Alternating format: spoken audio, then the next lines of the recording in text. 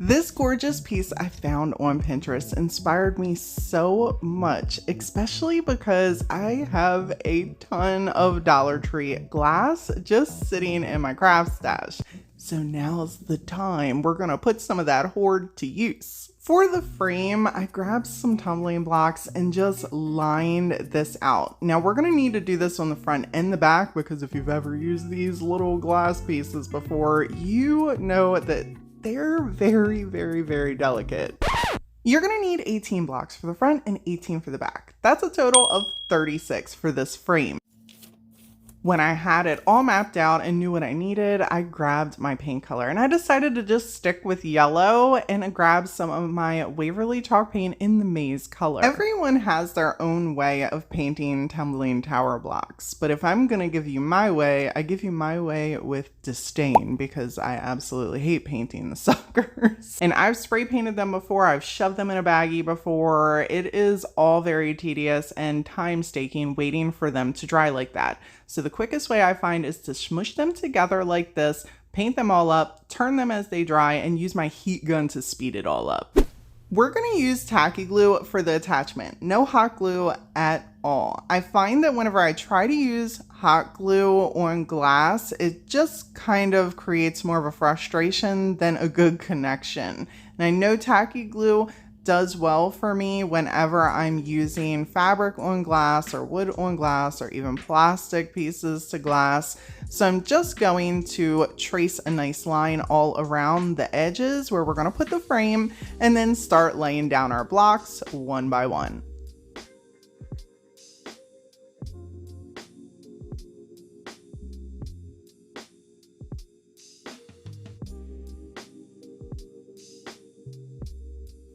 When I was completely done attaching the first section of our tumbling blocks, I put this to the side to dry for a few hours before I moved on with the rest of the project. In preparation for doing the backside, I took 2 of the tumbling blocks and glued them together with some tacky glue.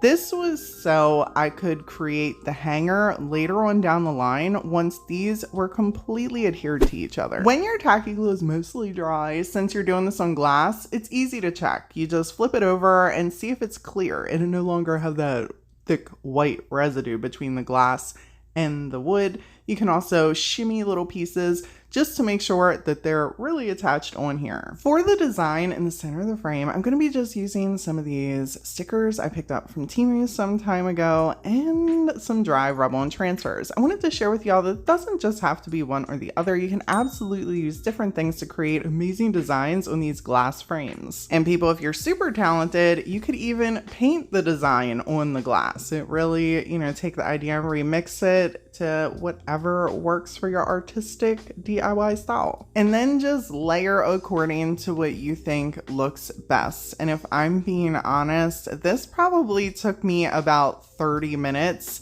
And off camera, what you don't see is me putting the pieces into place, removing them, putting the pieces into place, removing them. I didn't think y'all would want to watch me and waste your valuable viewing time on all of that. But I don't want y'all at home thinking I did that quick and easy and layered it. Nope, it took me a minute, y'all, and I was very picky with my placement. I think they turned out okay.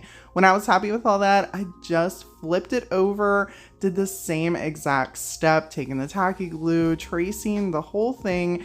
And to start off, I put one of my favorite sawtooth hammer and hangers in those 2 tumbling blocks that we had glued together earlier. I brought on in the wonky hammer, and lucky for y'all, I remember what this is called today. A ball peen hammer. I'm pretty sure that's what so many people, every time I'm like, it's a wonky hammer, people are like, Brainy, it's a ball peen hammer. This is my little baby hammer I keep next to me.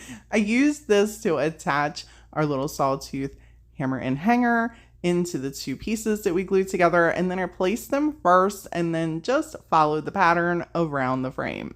I don't know that this piece is as beautiful as the original. I really, really love that piece, but I do think mine turned out pretty good. And I feel like now I have an extra idea for all that glass I have stored to the side for more DIYs for the Dollar Tree glass pieces in the frames.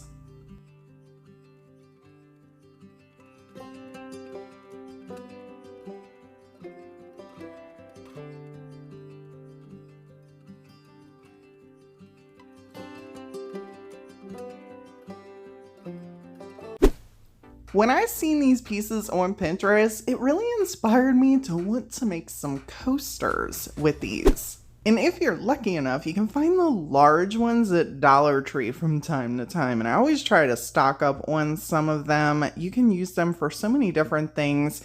Just make sure you pull the little pieces out if you don't plan on hanging them, and they can be a little tough. Just be extremely careful. Use whatever napkin you would like for this project. I had this beautiful joint in my stash. It was sent to me from a subscriber, so before you go asking where did I get it, I don't know. It was sent to me and we're just gonna use it. To create this piece, I'm gonna be using some of Dishwasher Safe Mod Podge, and I picked this up at Dollar Tree. For anyone that didn't know, you can grab this stuff right from there. For one of the best results, using the iron-on method for something like this is always a great idea. And to start off, you just want to put a nice, thick, healthy layer of the medium that you choose right on your piece and allow that to dry naturally.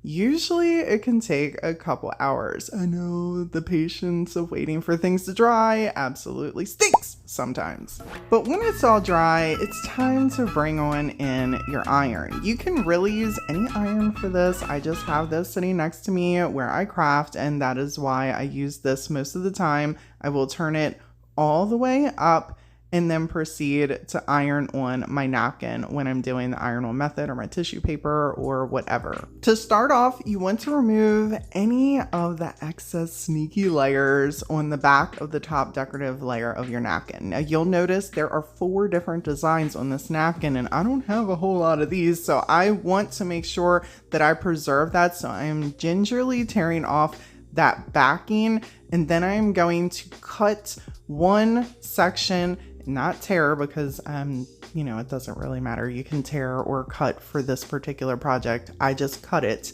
So this way I can save those extra 3 DIYs for later on down the road. Grab you some parchment paper, place it down over top of where you have your napkin, and then get your iron and go over the parchment paper. The parchment paper is going to allow the heat to pass through, so this way your napkin can melt into that Mod Podge. And this, most of the time, gives you one of the most flawless applications with minimal, if to none, wrinkles. It's always a good idea before you go sanding off anything extra to take a second and just check that the napkin is adhered on all the ends. When you're satisfied with that, you go right ahead and grab your sandpaper and get off any extra. This don't always happen to me, but since it's the DIY struggle and I love sharing mistakes and how to fix them, especially if I know, this particular napkin had some bubbling after I put one small layer of Mod Podge sealer over top of it. So I get asked this question very often, and usually I'll explain it out in text or in the comments. Today, you're getting a front row seat, so buckle up, friends. To start with, whenever you put a sealer over tissue paper, napkin, whatever you decoupage that is really super thin, it's a good idea to make sure your sealer layers are also super thin. The more sealer you pile on top of it, you have a larger chance of creating wrinkles, even with the iron-on method. So once you see the bubbling, just allow it to dry, suck it up and be patient. You know what I'm saying? Then once it's dry, grab your parchment paper and go back over your first layer of sealer. Don't go putting another layer of sealer on there praying it's going to help people, because if not, it's going to make your problem a worse problem. You allow it to dry. After your first sealed top, you grab that parchment paper again, your iron, and go over it gently and take your time. And people, feel free to check this as you're doing it. Remove the parchment paper, look at it, see if the bubbles are coming out or the wrinkles are coming out before you do the second layer. This is my second layer. I made sure that everything was completely flattened out. This is ironing down that Mod Podge even more and allowing the wrinkles to flatten out with the medium, heating it back up. And as you notice here, the more I did it, the more perfect it got. This also works with brush strokes on your medium. If you notice that there are no wrinkles or bubbling, but you see some brush strokes, you can use this same technique. It will help flatten that out and make that Mod Podge a little bit more even. For the bottom part of our coaster, I just cut up some of Dollar Tree's, what is this, corkboard and stuff, and attached to the bottom. To the bottom,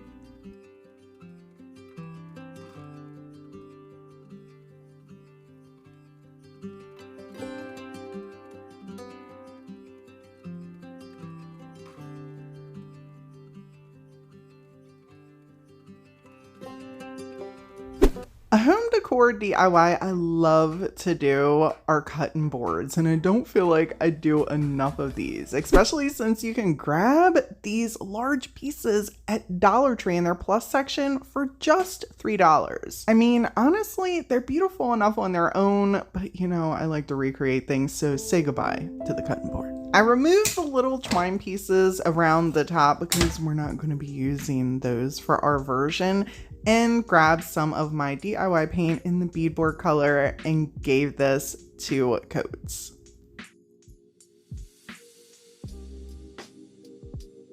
For the little shelf piece, you can really do whatever you would like for this. I thought I'd get a little bit artsy fartsy and grab one of these 5-edge hanging wood pieces they sell at Dollar Tree. I removed the excess because we're not going to be using that. You can absolutely cut these down so it's flat, but since they're already pretty flat, it's really easy to sand. It took me just a couple minutes to sand this down as flat as I thought I needed to, and also grabbed a little brace.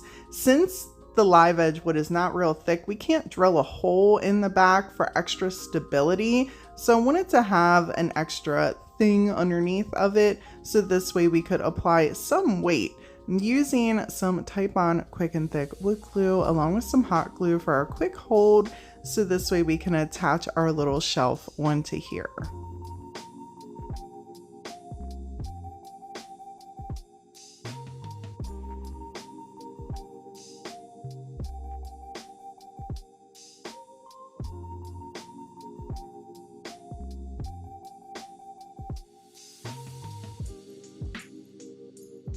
There was absolutely some smushing out of excess wood glue, so I took a second just to clean that up. Please allow this to completely dry 24 hours before putting anything on it. It's going to need some time to stick, and I absolutely love my version on this.